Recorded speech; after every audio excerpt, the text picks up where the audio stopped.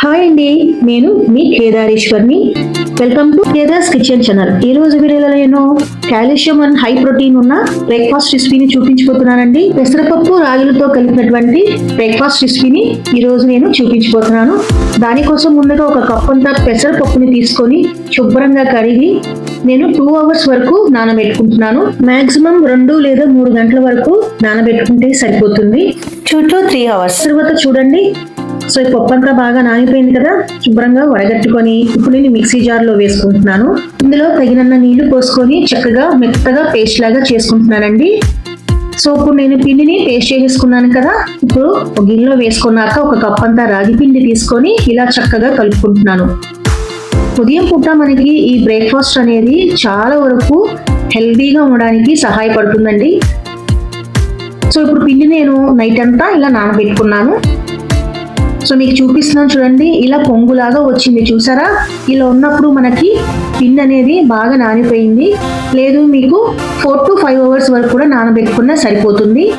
ఆ తర్వాత నేను పావు కప్ అంతా వాటర్ యాడ్ చేసుకొని కలుపుకుంటున్నాను.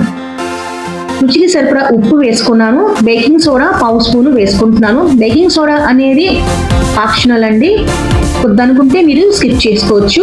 సో పిండి కన్సిస్టెన్సీ అంతా ఈ విధంగా ఉండాలి. సో ఇప్పుడు పక్కన పెట్టుకున్న తర్వాత ఒక కళాయిలో 1 టేబుల్ స్పూన్ అంత ఆయిల్ వేసుకొని పోపు దినుసులు వేసుకున్నాను.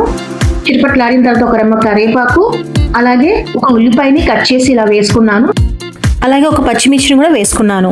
సో మీరు ఇలా పోపుగా వేసుకోకపోయినా మీరు పిండిలో పచ్చిగా కూడా వేసుకోవచ్చు, అంటే పచ్చి ఉల్లిపాయని వేసుకోవచ్చు. నేనేది ఇలా ఫ్రై చేసి వేసుకుంటున్నానండి. ఆ తర్వాత ఒక టమాటోను ఇలా కట్ చేసుకొని వేసుకుంటున్నాను.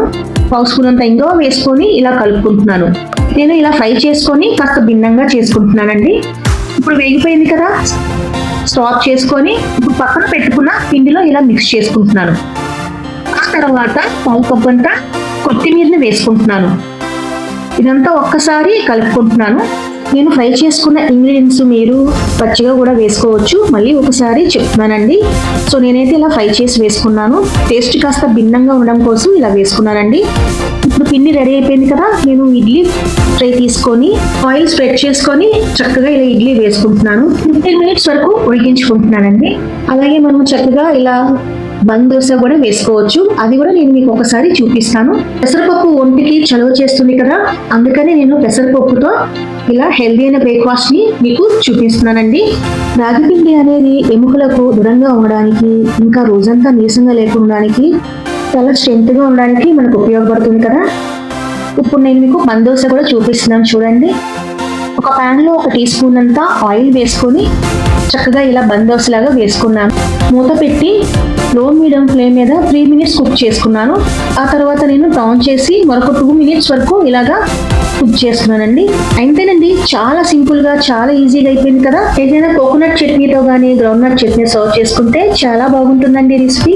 డైలీ మనం చక్కగా తీసుకోవచ్చండి. హై కాల్షియం అండ్ ప్రోటీన్ ఉన్న బ్రేక్ఫాస్ట్ రెసిపీని మీరు తప్పకుండా ట్రై చేస్తారు కదా. సో తప్పకుండా ఇలాంటి రెసిపీస్ కోసం నా ఛానల్ ని సబ్స్క్రైబ్ చేయండి. ఎలా వచ్చిందనేది కామెంట్ రూపాన మీ అభిప్రాయం అనేది తప్పకుండా తెలియచేయండి ఫ్రెండ్స్. సో అంతేనండి ఇవాల్టి వీడియో.